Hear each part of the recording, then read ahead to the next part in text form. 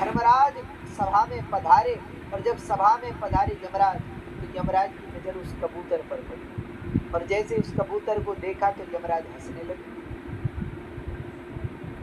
और जैसे यमराज हंसने लगे फिर अपने काम में लग गए, रात की देखभाल में। अच्छा, कबूतर ने देखा कि हमें देखकर हंसे। कई बार ऐसा होता है, लोग बोलते कुछ नहीं है पर बिना बोले बहुत कुछ कह देते हैं। कबूतर समझ गया कि आज हमारे जीवन का आखिरी दिन है, क्योंकि साक्षात यमराज हमें देख के हंसे, इसका मतलब हम मरने वाले हैं। अब वो तो बड़ा परेशान हो गया, बड़ा दुखी हो गया। रास्ते में उसको गरुड़ जी मिल गए। गरुड़ जी ने कहा, भैया क्या बात है, क्यों परेशान हो?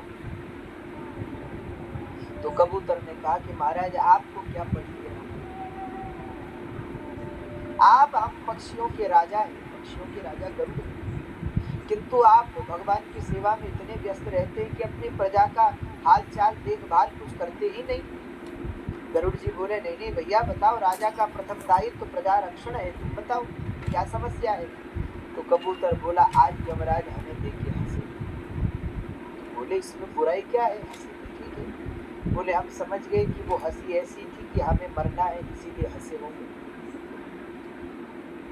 तो गरुड़ जी ने कहा, चिंता मत करो, हम तुम्हारे प्राण की रक्षा करेंगे, तुम्हें मृत्यु से बचाएंगे। तो क्या किया?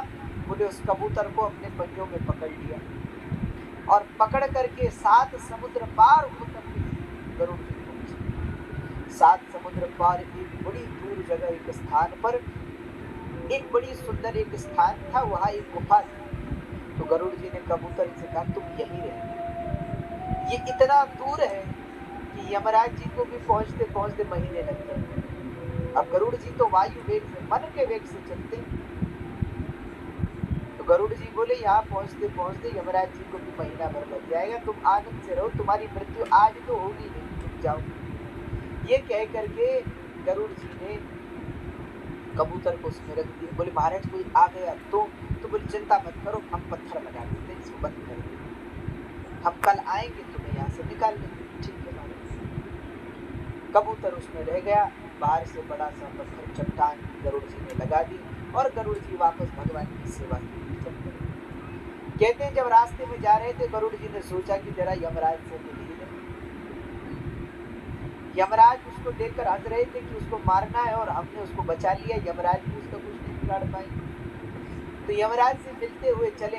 तो जैसे यमराज की सभा में पहुंचे, यमराज ने गरुड़ जी को देखा, प्रणाम किया, और प्रणाम करके हंसे।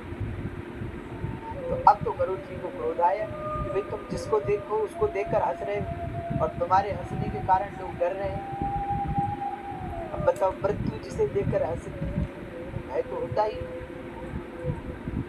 अरे तो आप क्यों हंस रहे हैं? यमराज ने कहा, महाराज कोई बात, क्या बात है, हमें बताइए। आप सुबह उस कबूतर को देख करके भी हंसे, उसको देखकर क्यों हंसे? यमराज ने कहा, उसको देखकर इसलिए हंसे क्योंकि आज उसकी मृत्यु हुई, आज उसे मरना है। तो गरुड़ जी मुस्कुरा करके बोले, आज उसे मरना है, और वो कैसे मरेगा, उसको तो हम छुपा करके आए। तो भैया यमराज ने इधर उधर देखा, और इधर उधर देखकर कहा, महाराज वो तो मर गए, उसकी मृत्यु हो चुकी। जिन्हें कहा मृत्यु हो चुकी, हम तो उसको कहाँ छिपा करके आए। तो यमराज ने कहा, महाराज उसकी मृत्यु हो चुकी।